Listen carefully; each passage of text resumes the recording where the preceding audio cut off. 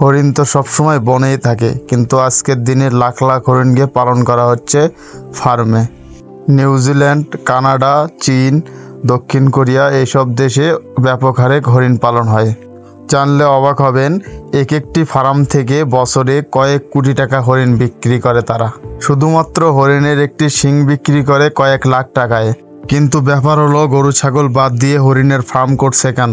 এর উত্তর খুব সোজা। এই প্রাণীটি হচ্ছে টাকার খনি। হরিণের এমন কোনো জিনিস নাই যেখান থেকে টাকা আসে না। মাংস, শিং, চামড়া, এমনকি রক্ত বিক্রি হয় খুব চড়া দামে। এই কারণেই বিশ্বের অনেক দেশে বানানো হয়েছে হরিণের মেগা ফার্ম। চীনে, নিউজিল্যান্ডে, কানাডা, এমনকি আমেরিকাতেও লাখ লাখ হরিণ পালন করা হয়।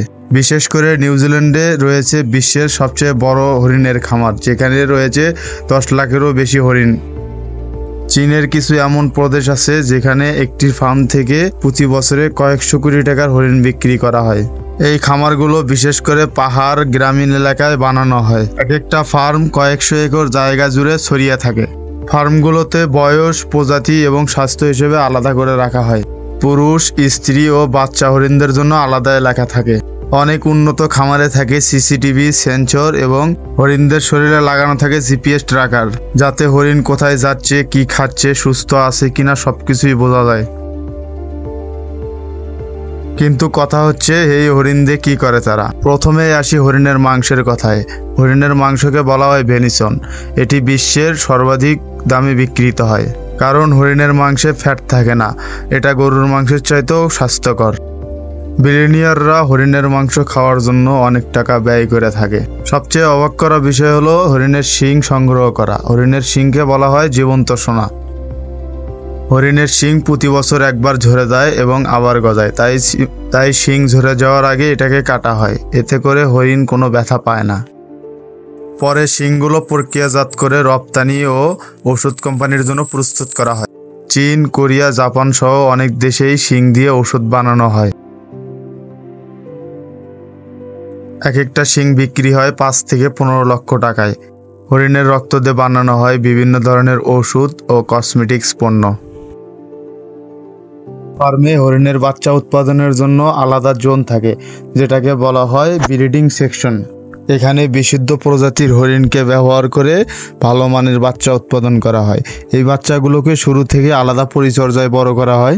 মূল ব্যাপার হলো হরিণ শিকার করা ব্যয়নি। আর এ কারণেই বিশ্বের বড় বড় দেশে গড়ে উঠেছে হরিণের ফার্ম।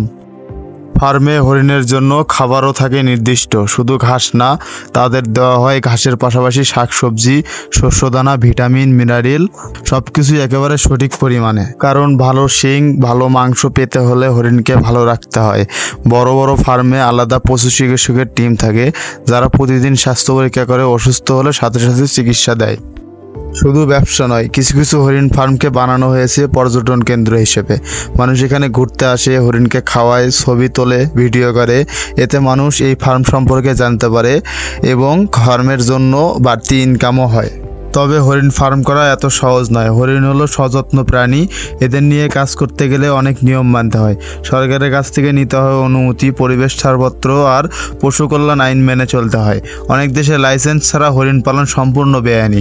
এছাড়া সরকারি লোক আসে নিয়মিত ফার্ম পরিদর্শন করার জন্য। বাংলাদেশে এখনও হরিণ বড় আকারে ফার্মিং হয় নাই, তবে ছোট আকারে কিছু প্রজেক্ট চলছে চট্টগ্রাম, খুলনা ও সুন্দরবনের কাছাকাছি কিছু এলাকায়। ভবিষ্যতে সরকারি ও প্রাইভেট স্কেলে হরিণ চাষ শুরু হলে এটা হতে পারে দেশের জন্য সম্ভাবনাময় কৃষিখাত। কারণ বাংলাদেশের জমি, আবহাওয়া সবই হরিণ পালনের জন্য উপযোগী। শুধু দরকার সরকারিভাবে অনুমতি ও তদারকি। ভিডিওটি ভালো লাগলে লাইক, কমেন্ট, শেয়ার ও সাবস্ক্রাইব করতে ভুলবেন না। ধন্যবাদ।